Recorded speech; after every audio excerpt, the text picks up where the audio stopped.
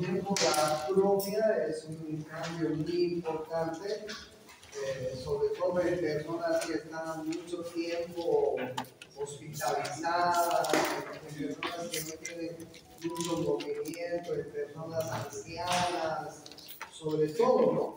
Imagínense un anciano que por alguna enfermedad tiene que estar mucho tiempo en reposo.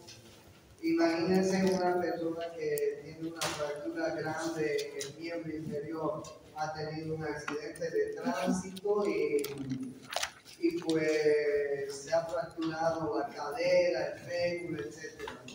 Es operado y tiene que andar mucho tiempo en reposo, no puede levantarse, ni siquiera caminar, etc. Obviamente se van a atrofiar los músculos, ¿no? Sobre todo. Y mucho más en aquellas personas donde se pierde la sensibilidad nerviosa.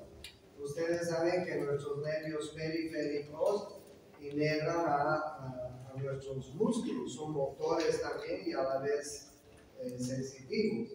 Entonces, cuando alguna parte de nuestro cuerpo pierde la sensibilidad, la inervación, pues también se va a producir atrofia. En muchas circunstancias se produce atrofia.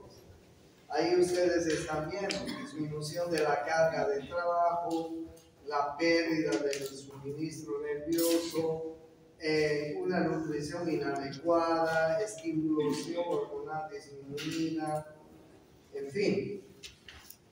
Y ahí ustedes tienen tipos de atrofia. La atrofia puede ser fisiológica, puede ser por desuso o puede ser isquémica. Pero cuando es por desuso, en un caso de un paciente que les estaba relatando, un paciente que ha tenido una enfermedad larga, y ha estado en reposo mucho tiempo, pues no ha dejado de usar sus músculos, sus órganos, se van a atrofiar, ¿no? Isquémica también es muy importante, ¿no? La atrofia isquémica. La displasia, como ustedes están viendo, alteraciones en forma y tamaño celular. La pérdida de orientación arquitectónica celular. Es muy frecuente en los bronquios y en el cervix. Por ejemplo, el EPOC, la enfermedad pulmonar obstructiva crónica de los fumadores, sufren las células de los bronquios, de la mucosa, sufren displasia. En las mujeres, ¿cuál es el primer cáncer que mata a la mujer? El cáncer de cervix. Ese es el primero, ¿no es cierto? Cuando las mujeres tienen que hacerse sus exámenes de Papá Nicolau, pues lo que van a observar es si las células del cervix uterino están sufriendo cambios, ¿no? Displasia, metaplasia, anaplasia, etc. Y cuando,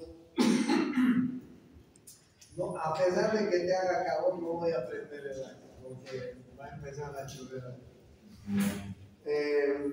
Así que hay que tener en cuenta. Aquel que no está prendiendo nada tampoco. No. Es cierto. Entonces, cuando nosotros los médicos recibimos el reporte de un Papa Nicolau, el reporte de una endoscopía, el reporte de una broncoscopía, el reporte de un tipo de examen así, nos van a reportar si hay cambios en la estructura, sobre todo de las mucosas, de los diferentes aparatos que estamos en estudio, ¿no es así? Entonces, por ejemplo, una persona que tiene gastritis durante mucho tiempo, crónica, y tiene problemas de reflujo, de epigastralgias, en fin, tenemos que pedirle endoscopía.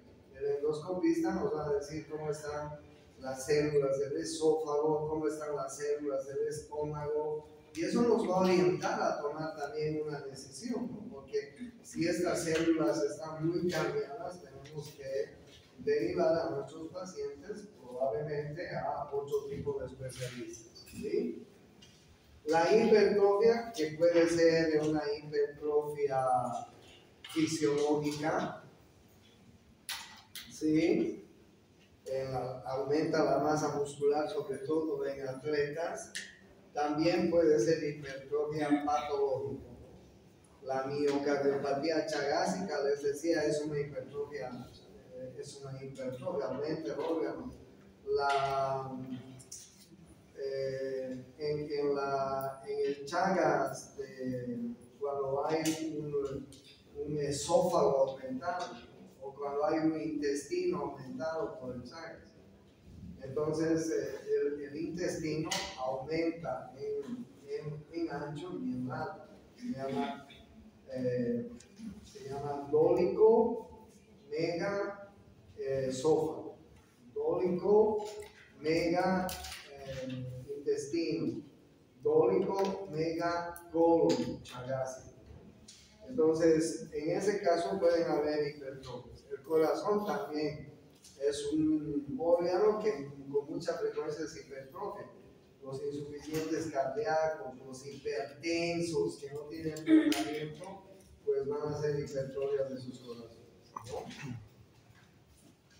La hiperplasia es cambio celular debido a estímulos nocivos, pero puede ser fisiológica, como es en la pubertad y en el embarazo. Puede ser compensatoria, como la regeneración hepática después de tener una hepatitis, por ejemplo, o después de hacer un hígado graso, podría regenerarse, aunque es muy difícil. O podría ser una hiperplasia patológica, ¿no? Como en el bocio tiroideo. ¿Qué es el bocio? El bocio es una hiperplasia, ¿no? La glándula tiroides deja de recibir hormona tiroideo estimulante, y al dejar de recibir hormona tiroideo estimulante se desespera la glándula, no puede fabricar glándulas tiroideas T3 y T4 y comienza a crecer. ¿Sí? Hay un problema a nivel de la hipófisis, hay un problema a nivel del hipotálamo y puede hacer hiperplasia, los bocios, ¿no? La metaplasia es un cambio celular reversible y en algunos casos irreversible también, ¿ya? Es un tipo celular que reemplaza a otro tipo celular. Generalmente es un precancerígeno, ¿no? Este cambio, esta metaplasia. Y como ustedes ven, está estrechamente relacionada con el cáncer. Y la anaplasia es cuando falta la anaplasia es cuando realmente ha habido un cáncer. ¿Okay? Si hay una anaplasia en alguna biopsia, en algún estudio que nosotros pidamos, pues eso nos tiene que alertar a que nuestro paciente probablemente está mirando hacia un cáncer y habrá que tomar otro tipo de medida terapéutica. Entonces, ¿sí? Bueno, y las lesiones, nos habíamos quedado aquí. Las lesiones o muertes celulares debido a falta de oxígeno. Puede ir desde la isquemia hasta la muerte del órgano, ¿no? Isquemia, trombosis, embolia, infarto, necrosis, según la gravedad de la oclusión vascular que ha habido, ¿no? Si la oclusión es parcial, puede haber una isquemia, ¿no? La angina de pecho, por ejemplo, es un ejemplo clásico de isquemia. Pacientes que suelen tener dolor precordálgico en el pecho debido a que las arterias coronarias se cierran, pero esporádicamente. Entonces, cuando se cierran esporádicamente porque ya están un poco estrechas, el paciente siente un dolor un tipo punzante en el precoz. Entonces, ese es un ejemplo típico de isquemia. Y así sucesivamente ustedes pueden ver cómo va progresando, ¿no? La isquemia, entonces, en la arteriosclerosis es muy, muy importante. En la angina de pecho, en la claudicación intermitente, hay una claudicación intermitente en este tipo de pacientes, ¿ya? Hay un espasmo vascular. Por ejemplo, cuando estamos grandes, los vasos sanguíneos que irrigan nuestro cerebro y nuestro oído interno son muy delgaditos. Imagínense unos vasos que sean tan delgaditos como el repuesto de un bolígrafo. Y nosotros tenemos vasos sanguíneos así de delgados o tal vez más delgados, estos que van a irrigar el cerebro, estos que van a irrigar el oído interno. Imagínense que uno de esos vasos por ateroesclerosis, no se van a confundir, una cosa es la ateroesclerosis, ¿sí?, que es producida por el endurecimiento de las arterias. Y otra cosa es la arterioesclerosis. ¿Ya? La ateroesclerosis es producido por ateromas, se endurecen las arterias y hay ateromas que van a ocluir las arterias. La arterioesclerosis es propia de los viejos. Las arterias o los vasos sanguíneos, mejor dicho, se endurecen. No es lo mismo un vaso sanguíneo de un joven que tiene 15 años al mismo vaso sanguíneo de una persona que tiene 90 años, 80 años. ¿No es así? Nos damos cuenta muy bien. Entonces, no se confundan. Una cosa es la arterioesclerosis, que generalmente es producido por ateromas que se acumulan dentro de los vasos, y otra cosa es la arterioesclerosis, que es parte de un proceso fisiológico correcto. Cuando somos viejos, les decía, tenemos problemas, ¿no? Los viejos van a necesitar bastón. ¿Por qué tienen mareos? Porque sus arterias se han endurecido, no llega bien la sangre al cerebro, y uno de los primeros problemas de los ancianos es el equilibrio. Y la segunda cosa que tienen también los ancianos es la pérdida de audición. ¿Por qué? Porque imagínense los vasos sanguíneos que irrigan el vestíbulo, el oído interno, el órgano del vestíbulo. Deben ser del grosor de nuestro cabello, y esos con la edad se van a endurecer. Entonces, dejan de recibir buena sangre. Y los ancianos van a tener mareos, pérdida de equilibrio, van a tener pérdida de la visión. A un anciano tienes que darle bastón y audífono, o vasodilatadores cerebrales finalmente, si sus mareos son importantes. Ustedes van a tener siempre pacientes ancianos con ese problema, ¿ya? Entonces, ya saben, ateroesclerosis.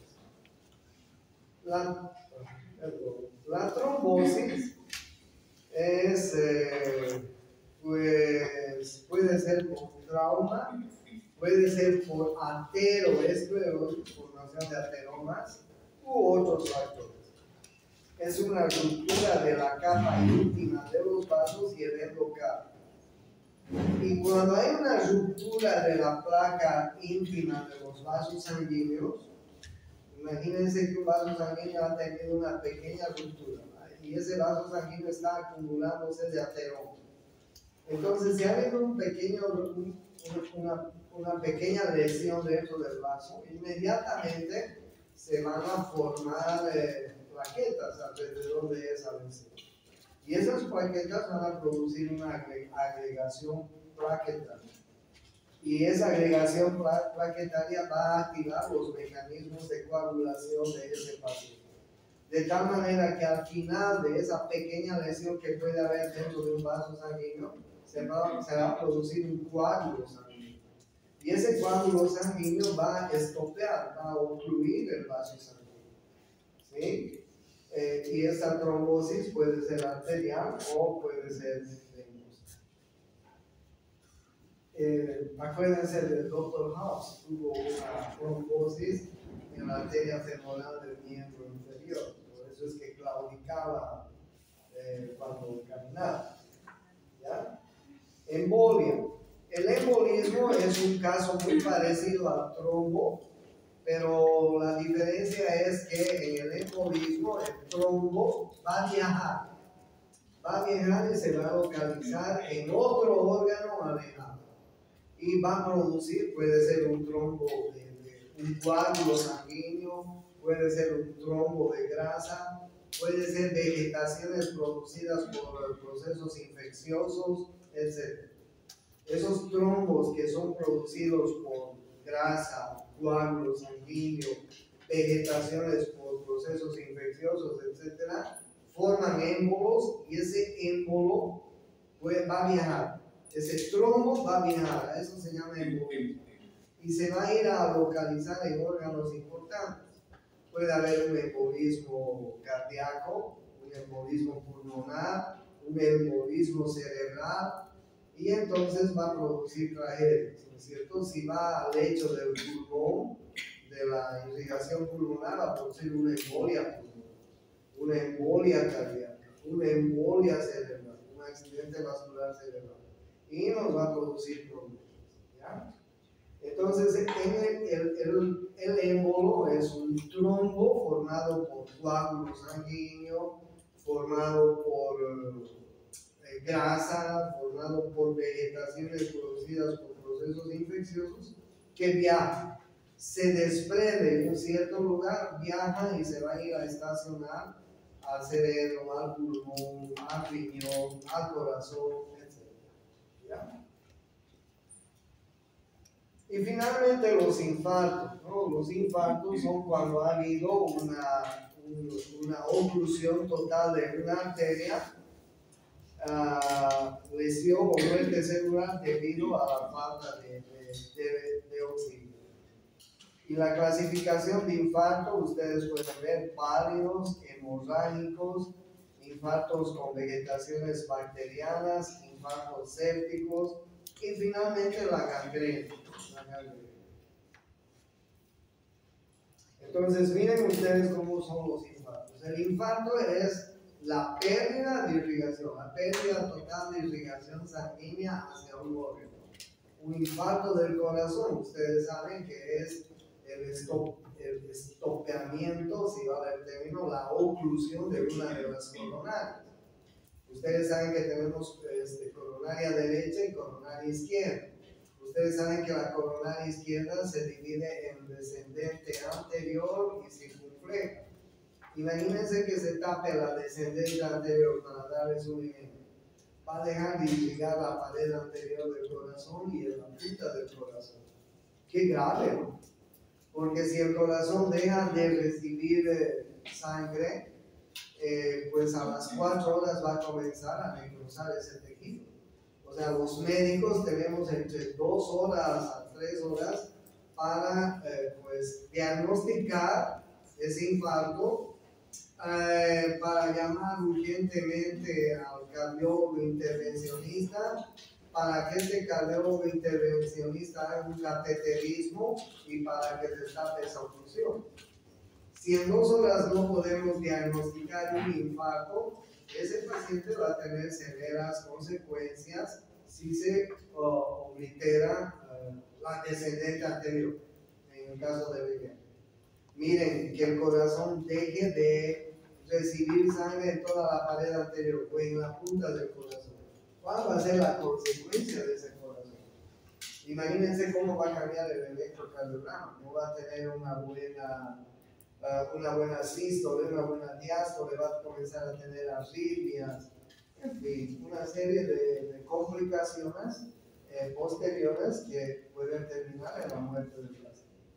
Entonces, cuando tengan un infarto, tienen que diagnosticarlo rápidamente y lo más importante, tienen que ubicarlo rápidamente al intervencionista, ¿no? Para que haga cateterismo, destape, ponga un stent, haga, ¿ya? Sobre todo en los infartos del corazón, ese es un problema. La lesión que puede haber debido a un infarto, miren ustedes, puede haber necrosis de coagulación, que es generalmente en los infartos, necrosis gaseosa que se produce en la tuberculosis, necrosis de licuefacción, también se produce en la tuberculosis. Necrosis grasa en los pacientes gordos que se someten a cirugías, ¿no es cierto? Hay pacientes gorditos, gorditas que quieren hacerse lipos y pues van donde el plástico y se hacen una lipoaspiración. Y el problema de las lipoaspiraciones, las complicaciones de las lipoaspiraciones es que en el postoperatorio algún coágulo de grasa puede escaparse e ir a obliterar algún órgano importante. Entonces las necrosis grasas se deben fundamentalmente a eso hoy en día, modernamente. Ustedes saben que hay mucha gente que se hace lipoaspiración hoy en día. Entonces, ¿y qué es la lipoaspiración? El dermatólogo, el plástico te mete unas mangueras y te aspira todo el tejido adiposo que hay, sobre todo acumulado en el abdomen. Entonces, cuando termina de aspirar toda la grasa, pues te venda bien y listo, ya está. Pero si ha quedado algún coágulo graso que no ha sido absorbido, y si ese coágulo entra, coágulo graso, ¿no? De tejido graso, entra a la circulación sanguínea, y si es muy grande puede tapar o obliterar algún vaso sanguíneo. Y eso va a tener complicaciones, ¿no? Muchas personas que se han hecho lipoaspiración han muerto después por embolias pulmonares. Embolias pulmonares producidas por estas grasas, ¿no? Que se mezclan. La necrosis gangrenosa es muy típica de los diabéticos, ¿no? Los diabéticos llegan a hacer este tipo de necrosis. Bueno.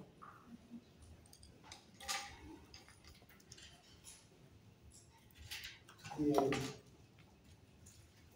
Eso es todo.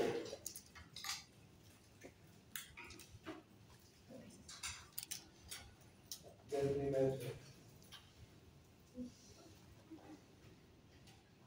Vamos a ver un tema que se llama el estrés y la enfermedad.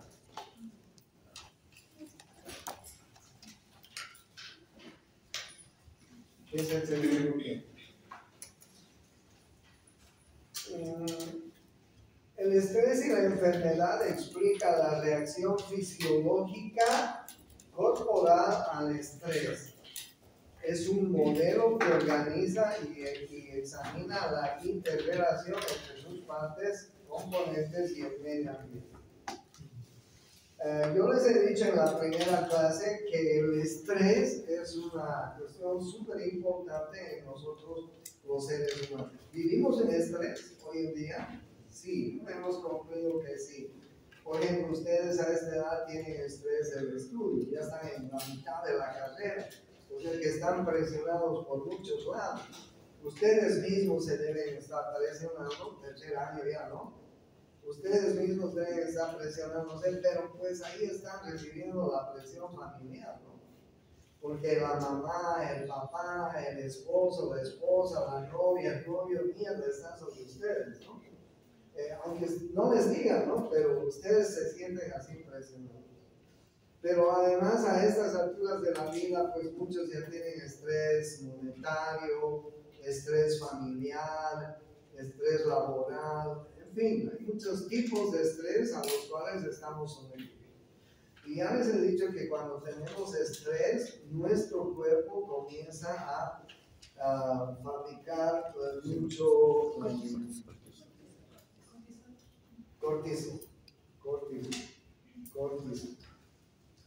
Y el cortisol es una sustancia importante que se va acumulando porque forma óxidos. Y estos óxidos se acumulan en las neuronas, en el sistema nervioso central. Por eso es que cuando somos viejos, mucha gente que ha sido muy estresada en la vida termina con enfermedades propias de la vejez, con sus neuronas llenas de óxidos. El Alzheimer es uno de ellos. La demencia senil, el Parkinson, todas esas enfermedades pues degenerativas son productos del estrés, del acúmulo de óxidos. Por eso es que cuando llegamos a los 40 años, la ciencia hoy en día nos dice, tomen ¿qué? Antioxidantes. Y es bueno tomar antioxidantes. Yo me tomo todos los días antioxidantes mañana y tarde. ¿Por qué? Porque pues intelectualmente vas mejorando cuando ya eres mayor. Entonces vas eliminando todos las toxinas que se acumulan en tu organismo. Y ustedes también como médicos van a ser bueno que receten, prescriban a sus pacientes antioxidantes. Porque en este mundo, en esta vida, todos estamos sometidos al estrés. La enfermedad produce estrés, peor todavía. ¿No es así? Peor todavía. Entonces, bien, hay dos sistemas, hay una teoría de los sistemas generales, los sistemas cerrados y los sistemas abiertos. Los sistemas cerrados son aquellos que no intercalan o intercambian energía con su medio ambiente y el organismo. Y los sistemas abiertos intercambian materia y energía con su medio ambiente para conseguir equilibrio de salud. ¿Ya? Ustedes saben que en muchos casos tenemos este esquema, ¿no?, del feedback. Por ejemplo, en el caso de la parte endógena, nosotros tenemos en el sistema nervioso el hipotálamo, ¿sí? Y debajo del hipotálamo está una pequeña glándula que se encuentra en la silla turca que se llama la hipófisis. ¿No es así? Les voy a dar un ejemplo. El hipotálamo fabrica factores liberadores, hormonas liberadoras se llaman. Factores, en este caso, va a fabricar factor liberador de la TSH, por ejemplo. ¿Ya? Releasing factor se dice en inglés. Releasing factor, factor liberador de la TSH. Entonces, cuando fabrica el factor liberador, le va a decir a la hipófisis, al lóbulo anterior de la hipófisis, señor hipófisis, por favor, brínquele a fabricar TSH. ¿Sí? ¿Qué es la TSH?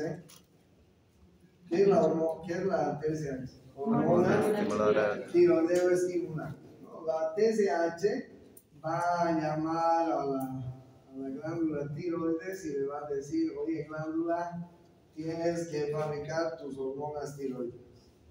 Y la hormona tiroidea va a comenzar a fabricar la T3, que es la hormona de reserva, y la T4, que es la hormona que circula libremente en la sangre.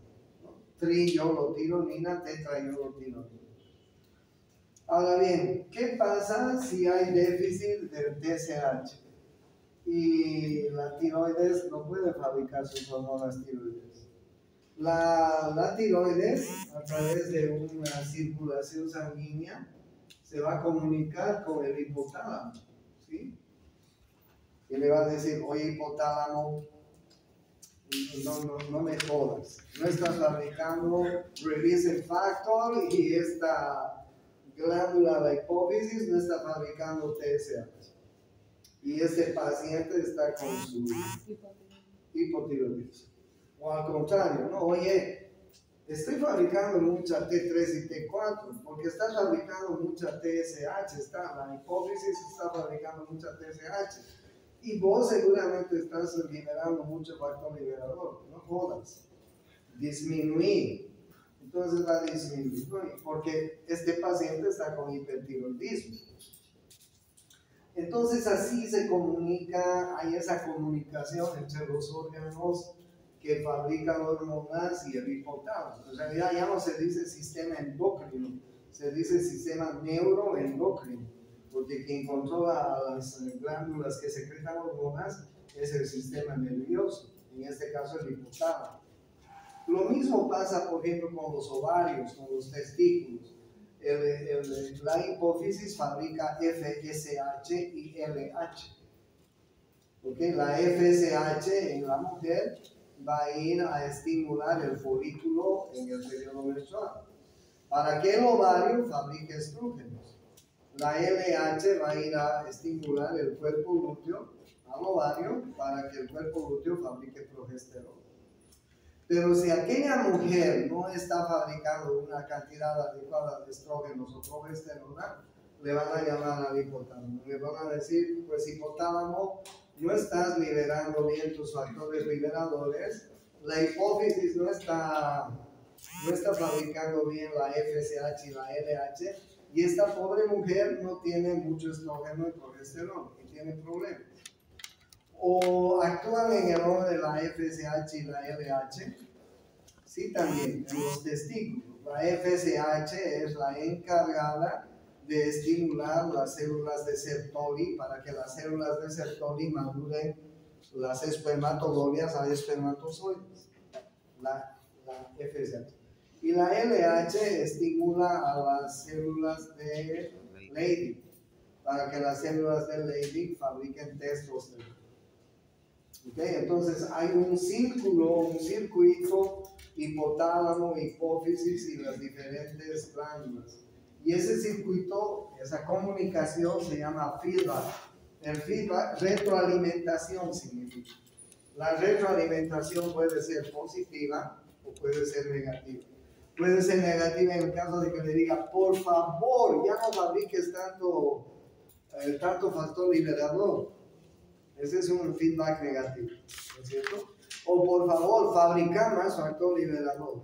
Ese es un feedback positivo. Una retroalimentación negativa o positiva. ¿Ok? Entonces, el sistema de feedback es utilizado en los sistemas abiertos. Determina y controla la cantidad de ingreso y salida del sistema.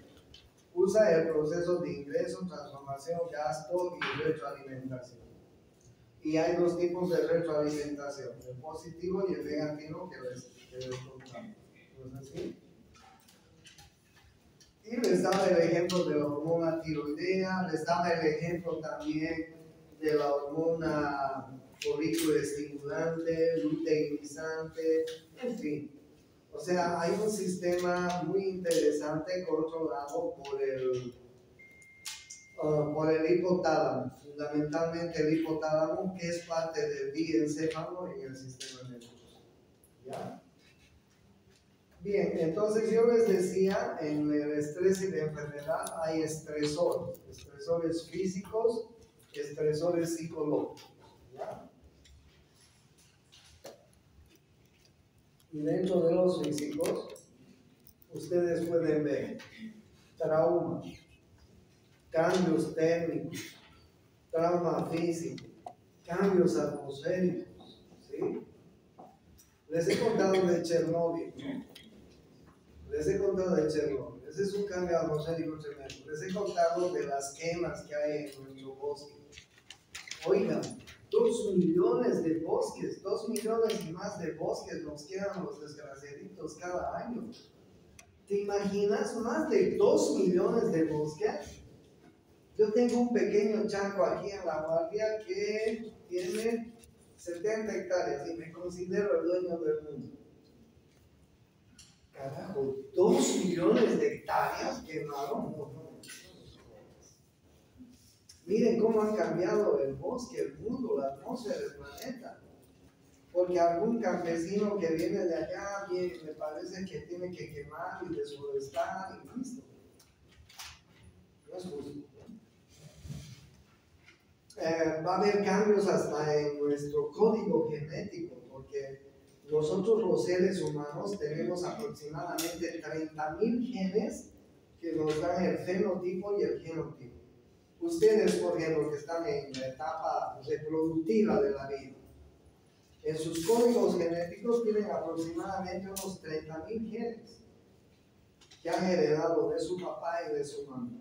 ¿Okay? Y ustedes cuando se casen o tengan hijos, van a heredar sus hijos los 30.000 genes producto del padre y de la madre. Por eso es que si yo les pregunto a ustedes, ¿a quién te pareces? Ustedes me van a decir, mire doctor, de mi mamá tengo este, de mi papá tengo este otro. ¿No es así? Pero esos genes activos que tenemos pueden ser cambiados por genes dormidos, por genes inactivos que tenemos. Porque les cuento que nuestra molécula de ADN, la molécula de ADN, ustedes saben que el ADN es una molécula que tiene una doble hélice, ¿no? Y esa molécula está formada por cuatro aminas, ¿no? Una se llama citosina, guanina, otra se llama timina, adenina, otra se llama citosina, guanina, otra se llama timina, amina, otra citosina, guanina, y así sucesivamente. Estos son genes, ¿ya? Oigan, ¿saben cuántas unidades de estas aminas tenemos? ¿Se imaginan? ¿Tiene alguna aproximación? ¿Alguien se anima a decir? Tenemos 3.000 millones de bases nitrogenadas en nuestro código genético. ¿Cómo miércoles podría escribir 3.000 millones de bases nitrogenadas de ella, de él? ¿Cómo? No me alcanzaría los cuadernos ni las pizarras de toda la ciudad. Entonces los científicos han fabricado programas en computación, softwares especiales para meter los códigos genéticos de los seres humanos. Y se han sorprendido, 3 billones de bases nitrogenadas. Y estas bases nitrogenadas se juntan entre ellas, se agrupan y forman genes. Tenemos 30.000 genes activos, pero tenemos una montonera de genes inactivos, dormidos si quieren, que pueden activarse ante circunstancias desfavorables y reemplazar a los buenos, a los genes buenos. ¿Cuáles son esas circunstancias desfavorables? El medio ambiente, el estrés. La segunda primero es el medio ambiente, segundo es el estrés y tercero son los fármacos, drogas, alcohol, etcétera, podrían cambiar nuestro código genético. Si ustedes se dan cuenta, doctores, cada vez aumentan más malformaciones congénitas, más defectos congénitos, más alteraciones congénitas, más enfermedades congénitas, etc. Entonces, el estrés es muy importante. El estrés es muy importante en nuestra vida, entonces tenemos que balancear. ¿Cómo se llamaba el que inventó el Apple? La manzanita. Los que tienen el iPhone. Así es, Steve Jobs. Vean la película de Steve Jobs. Steve Jobs era una lumbrera tremenda desde China y comienza a fabricar su manzanita, su Apple. Pero Steve Jobs tenía muchos problemas porque sus socios le querían robar la manzana, la industria, y toda la vida vivió en peleas el Steve Jobs. A sus 50 años, creo menos tal vez, terminó con un cáncer de páncreas en miércoles. Tenía toda la plata del mundo y nadie le pudo curar del cáncer de páncreas. Murió. Richard Nixon fue uno de los presidentes más capos que tuvo Estados Unidos. Un tipo muy cool, pero vivió un estrés tremendo. Como en esa época, según ustedes, debían sido un problema grande en la Casa Blanca. Y este ñato murió con un Alzheimer total, porque estaba cargada su vida de estrés. Y así, ustedes van a ver gente, pues, que vive muy estresada en la vida. Por eso es que tenemos que balancear la vida a veces. Bueno, hay estresores físicos, bioquímicos, ambientales, como ustedes están viendo, y también hay estresores psicológicos, ¿ok? Ustedes seguro están en un estrés psicológico. Miren, hay presión emocional, vocacional, social, cultural, en fin. Todo el entorno de ustedes debe estar así, con la mira en ustedes. ¿Y cuándo sale este conjuro? ¿No es cierto? Y hay algunos pues que se quedan en la carrera por diferentes circunstancias. O hay algunas chicas igual que están varios años. Hay unos que salen en muchos años.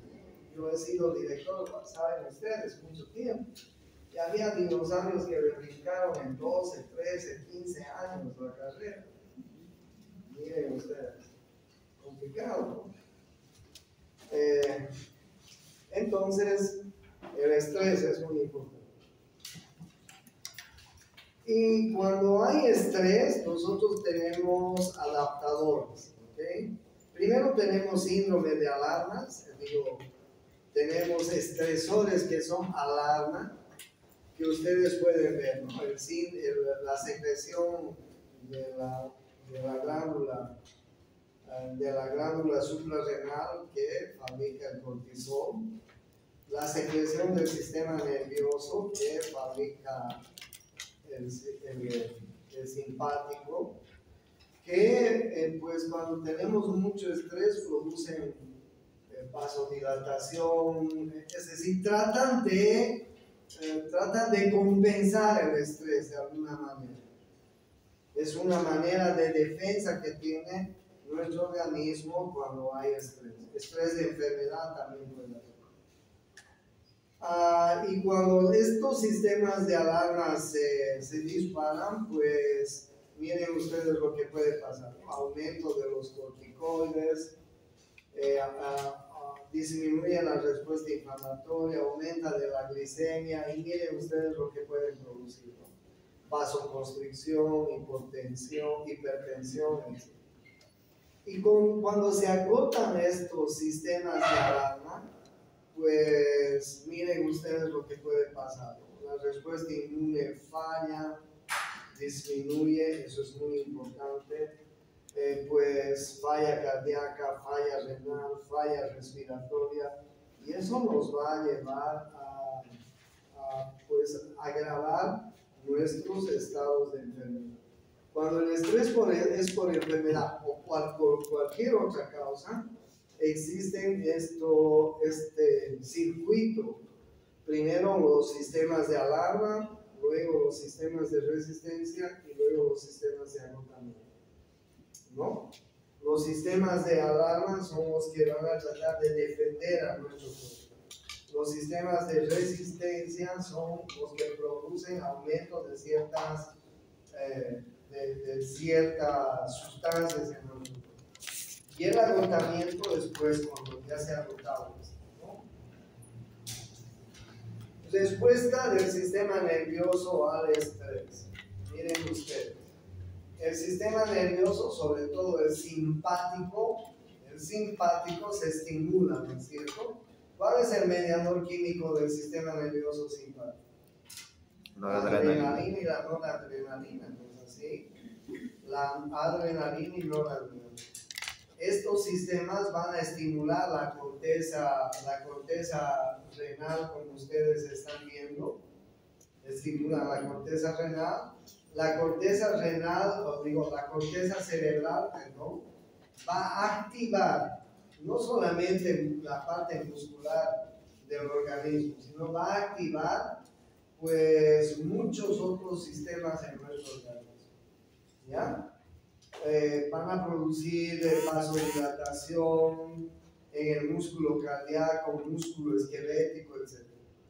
Pero finalmente, si el estrés es persistente, se va a producir una respuesta de retirada y va a dañar nuestro organismo. Entonces, bien, cuando el sistema nervioso simpático se estimula por el estrés, miren ustedes lo que pasa. Ustedes saben que el sistema nervioso simpático es el estimulador de todos los órganos internos, menos de los órganos que conforman el aparato digestivo. Entonces, cuando el sistema nervioso simpático se dispara, pues estimula todos los órganos internos y todo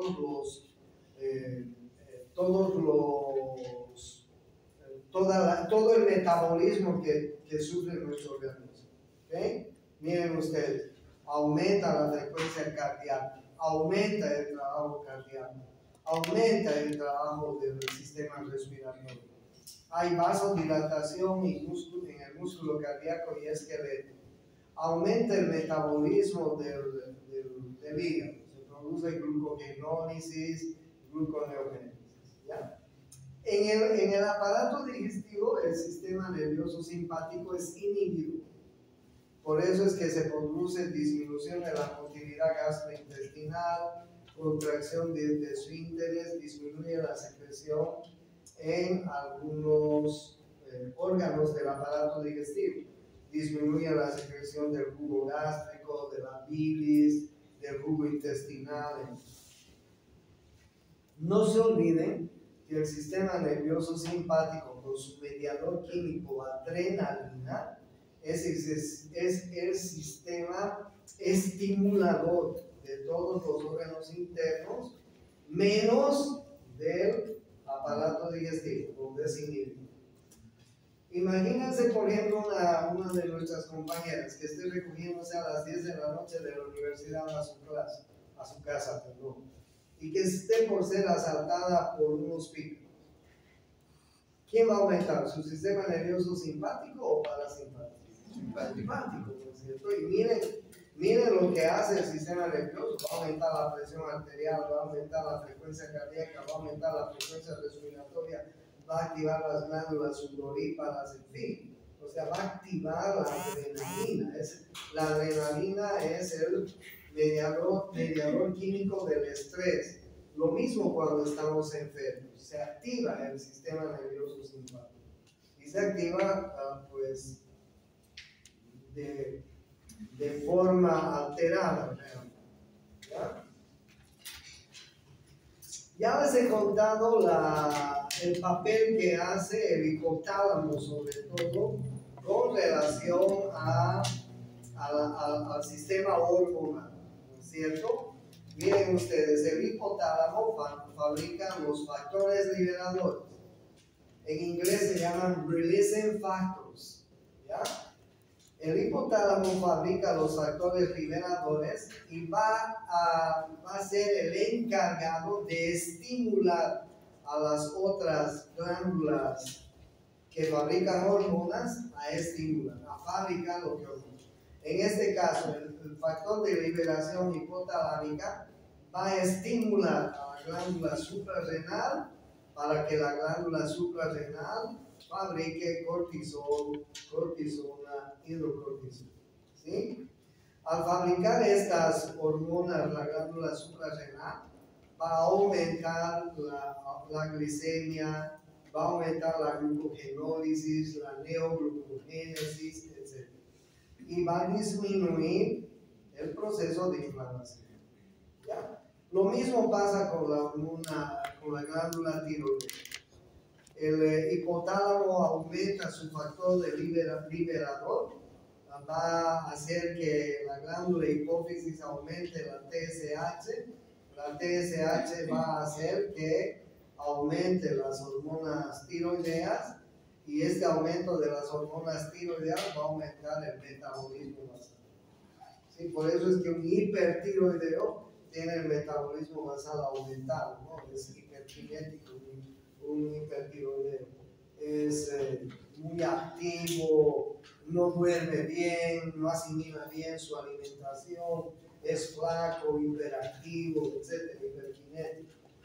¿Ya? Lo mismo pasa con la estimulación simpática, ¿no? La estimulación simpática, cuando se dispara por el estrés, también va a tener el mismo efecto del hipotálamo, es decir, va a aumentar la producción de hormonas. Miren ustedes, ha habido una estimulación simpática, va a estimular la parte posterior de la hipófisis. La parte posterior de la hipófisis secreta algunas hormonas importantes, como es la hormona antidiurética, como es la prolactina, y esta hormona antidiurética pues va a hacer que se fabrique aldosterona. La aldosterona va a retener sodio, va a retener agua, va a aumentar el volumen sanguíneo. Miren ustedes cómo el sistema nervioso simpático puede estimular tanto que podría estimular a la parte posterior de la hipófisis a que fabrique sobre todo hormona antidiurética. Y la hormona antidiurética tiene la función de estimular a la secreción de aldosterona por la glándula suprarrenal, y la aldosterona tiene la función de retener agua y electrolitos. Y entonces se produce un aumento del volumen sanguíneo. Y eso va a ser contraproducente para una persona si aumenta el volumen sanguíneo sin motivo, porque va a aumentar la presión arterial, va a producir edemas en algunos lados, en fin. Miren cómo se activa pues, los órganos con el estrés.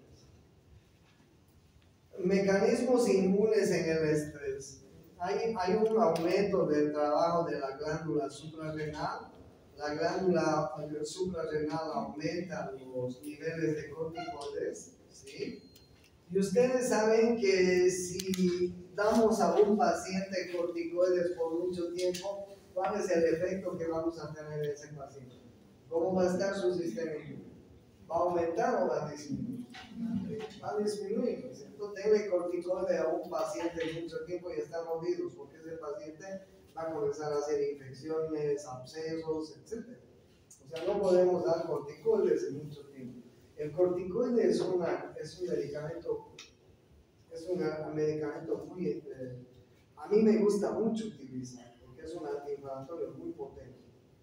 Pero ojo, utilícenlo muy poquito, muy pocos días, no más de 2 días, no más de 3 días. ¿Okay? Por ejemplo, si yo tengo una faringoamigdalitis cutácea, le doy penicilina más un corticoide para que desinflame mejor. ¿Sí? Si yo tengo un proceso asmático con mi paciente, le doy un poquito de corticoide. ¿Sí? El corticoide es un tremendo antiinflamatorio, pero ojo, produce mucho corticoide, nunca en la vida. Si tienen un proceso inflamatorio de cualquier área, una dorsolumbalgia, por ejemplo, utilicen corticoide. Si alguien se ha hecho algún trauma, se ha doblado el pie, se ha golpeado, etc., utilicen corticoide, pero muy poquito tiempo. Nunca utilicen corticoide por mucho tiempo. Porque ¿cuál es el problema del corticoide? Baja la defensa. Ese paciente va a tener problemas. Entonces, miren ustedes cómo actúan nuestros mecanismos inmunes en el estrés, porque nuestra glándula suprarrenal comienza a fabricar corticoides. ¿Ya? Y miren ustedes, los linfocitos bajan, eosinófilos bajan, basófilos bajan, hay una atrofia del timo, los linfocitos bajan, y si los linfocitos bajan estamos jodidos porque no vamos a tener anticuerpos. En fin, miren, hay la inflamación se va a activar y puede inclusive diseminarse. ¿No? Importante. ¿Cuál es la clasificación de enfermedades producidas por estrés? Ay, caramba, miren ustedes. Por eso es importante, queridos estudiantes, que cuando tengan un paciente con estas características que están viendo, primero averigüen los antecedentes personales, familiares, patológicos que tiene ese paciente. Por eso la historia clínica es súper importante. No es solamente tengo pero tenés que averiguar qué ha pasado, si ha habido algún antecedente patológico, familiar, heredero familiar, un antecedente de estrés en ese paciente. Porque miren ustedes las enfermedades que pueden pasar por estrés. ¿Y la gente vive en estrés hoy en día? Sí, todos vivimos en estrés. ¿Ok? Todos vivimos en estrés. Un paciente que tiene gastritis o que tiene úlcer, ¿por qué vamos a hacer? ¿Por qué vamos a hipersecretar ácido clorhídrico? ¿Por qué secretaríamos ácido clorhídrico? Sí, en algunas circunstancias en que, por ejemplo, comemos mucha grasa, comemos mucho picante, comemos mucho condimento, sí, podemos secretar más ácido clorhídrico de lo normal. Pero si tenés una alimentación balanceada, ¿quién te puede hacer la causa? ¿Quién puede ser la causa de fabricar más ácido clorhídrico? Pues yo estoy mirando a los que me estimulan la fabricación de ácido clorhídrico, los estudiantes. Bueno, el estrés en general, ¿no? O sea, no fumas, no bebes, tienes una comida balanceada, pero tienes gastritis, tienes estrés. ¿Ok? Claro, si eres un fumador, si eres un borrachín, si te gusta ir a comer de todo y pues no te cuidas en tu alimentación, sí, claro, es posible que sea esa. Pero y si no, tienes que buscar. Por eso yo les digo, cuando tengan una enfermedad de la que ustedes están viendo en la diapositiva, siempre hagan una buena historia clínica. Ustedes saben que en la historia clínica hay que buscar cuál es la historia de la enfermedad. Hay que buscar cuáles son los antecedentes patológicos. Hay que buscar cuáles son los antecedentes familiares, ¿no? Yo les he contado, tengo una paciente de 30 años con cáncer de mama. Su mamá tiene cáncer de mama en ambos senos. Le hicieron mastectomía bilateral, sobrevivió porque le hicieron quimio, radioterapia, en fin, sobrevivió, pero sin seno. La niña de 30 años tiene cáncer de mama. Su abuela murió con cáncer de mama. ¿Sí? Antecedentes heredofamiliares. Bueno, ¿y cuál va a ser la orientación terapéutica? Pues una vez que hemos evidenciado la enfermedad, pues intentar el tratamiento no farmacológico, ¿no? Es importante. No a todo le van a brincar con medicamentos. Es más, a la gente le gusta tomar medicamentos hoy en día. Ya no, la gente está cambiando después. Si tienes un paciente con enfermedad y le das 10 medicamentos, estás jodido, porque no va a volver contigo ese paciente. Mientras menos medicamentos le des, mejor. ¿Por qué no pruebas, por ejemplo, si es diabético, por qué no pruebas mejorar la alimentación, decirle que haga ejercicios, en fin? O pues si tiene gastritis, si tiene una úlcera, ¿por qué no mejora su alimentación? Le dices que se relaje más, que haga ejercicios. ¿Se han dado cuenta que el ejercicio es muy bueno en la vida? ¿Hacen ejercicio? Sí, uno me está diciendo así, y los otros 99 no hacemos ejercicio, ustedes son sedentarios. El estudiante de medicina se ha vuelto muy sedentario, claro, entiendo, pues tienen que estudiar todo el día, estar en la universidad, además tienen otras obligaciones, son sedentarios.